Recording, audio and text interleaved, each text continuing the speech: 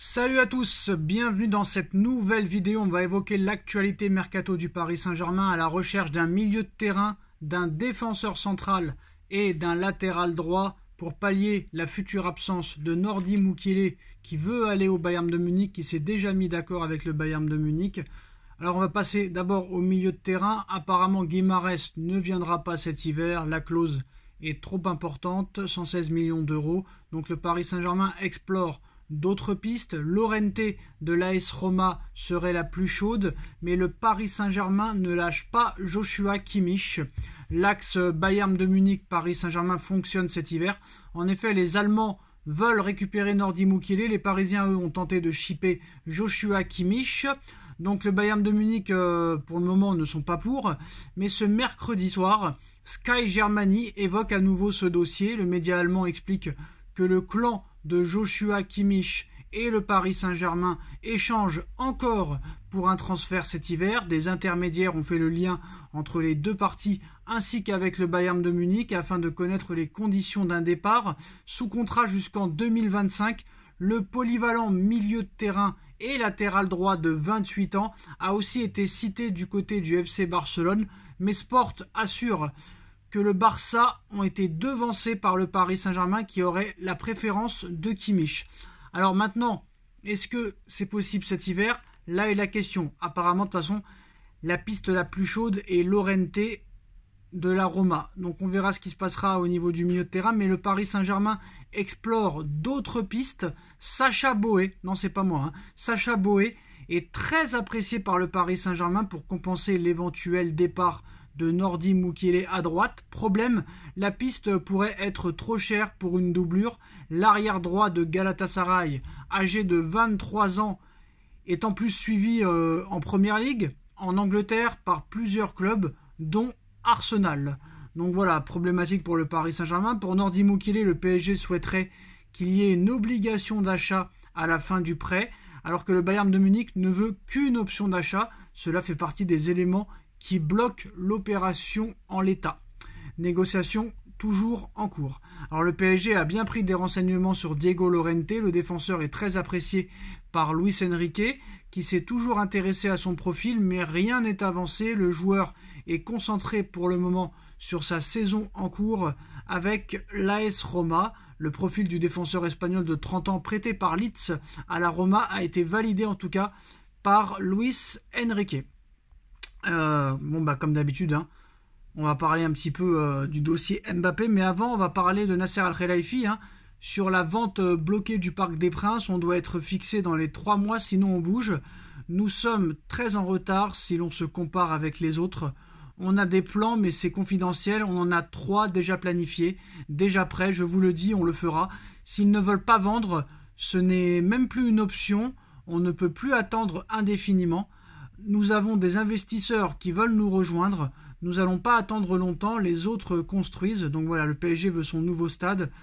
La mairie a 3 mois pour se décider. Sinon, le Paris Saint-Germain construira son nouveau stade. En ce qui concerne Marco Verratti qui a quitté le PSG cet été, Marco, vraiment pour moi, était l'un des meilleurs joueurs du Paris Saint-Germain. C'était peut-être un des meilleurs investissements qu'on l'a fait. On l'a acheté 11 millions d'euros. Il est resté 11 ans. Chaque saison, il était un des meilleurs joueurs. Mais après, le coach a une nouvelle philosophie, une nouvelle stratégie. J'ai promis au coach, en le choisissant, que je serais derrière lui, de lui donner ce qu'il veut. C'est ce qu'on a fait. Marco reste quand même une légende du Paris Saint-Germain. Le club est plus grand que tout le monde. Les joueurs doivent l'aimer. Donc voilà un petit peu en ce qui concerne Nasser Al-Khelaifi. Warren Zaïre-Emery doit devenir le Steven Gerrard du club. Il doit faire toute sa vie ici. Il vient d'ici. Il aime le club. Il aime le logo. Il est là grâce au club. C'est un garçon génial comme joueur. On n'a aucun doute sur lui.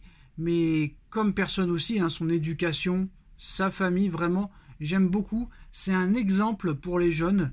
Est-ce que sa prolongation est proche? Oui, j'ai confiance. Oui, bien sûr qu'elle est proche. Donc voilà en ce qui concerne l'actualité. On va passer au dossier Mbappé.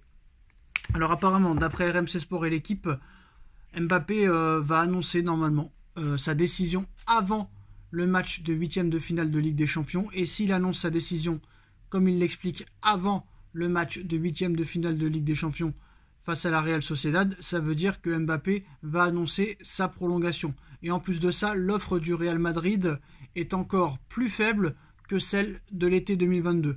Donc si Mbappé a refusé déjà celle de 2022, si celle-là est encore plus en dessous, c'est sûr qu'il la refusera. Alors l'avenir de Mbappé agite la planète football, mais qu'en pense un petit peu le vestiaire du Real? Une petite bombe, hein. Bon, malgré les démentis, il y en a qui disent qu'il va aller au Real. Les pauvres, c'est pour faire du buzz, je pense. En Angleterre, on a toujours un infime espoir de voir Mbappé poser ses valises à Liverpool, où Jürgen Klopp rêve de l'accueillir, mais c'est en Espagne où on attend son arrivée au sein de la Casablanca. Kylian Mbappé fait le plus parler de lui là-bas, hein. De nombreux articles sont publiés quotidiennement à son sujet. La célèbre émission El Chiringuito TV ne rate pas une miette de ce dossier qui enflamme la planète football depuis plusieurs années. De leur côté, le Real Madrid demeure plutôt silencieux, même s'ils font passer quelques messages parfois dans la presse. Questionné au sujet du français en conférence de presse, Carlo Ancelotti botte régulièrement en touche.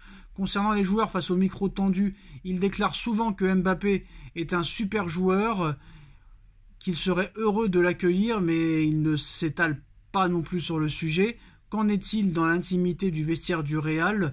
Les membres de l'équipe madrilène n'évoquent pas entre eux le cas Mbappé et sa possible venue dans la capitale espagnole. C'est un non-sujet. Les Madrilènes se concentrent sur eux, ne se polluent pas l'esprit avec ce qui peut se dire et surtout ne se préoccupent pas du tout du joueur du Paris Saint-Germain. Tout le contraire donc de ce qui peut être dit dans les médias espagnols. Une autre source interne du Real Madrid a également avoué que le peu de joueurs qui ont évoqué ce dossier estiment que l'attaquant français ne viendra pas à Madrid. Donc la majorité du vestiaire n'y croit pas réellement. Preuve qu'ils ne sont pas au courant de peut-être du dossier.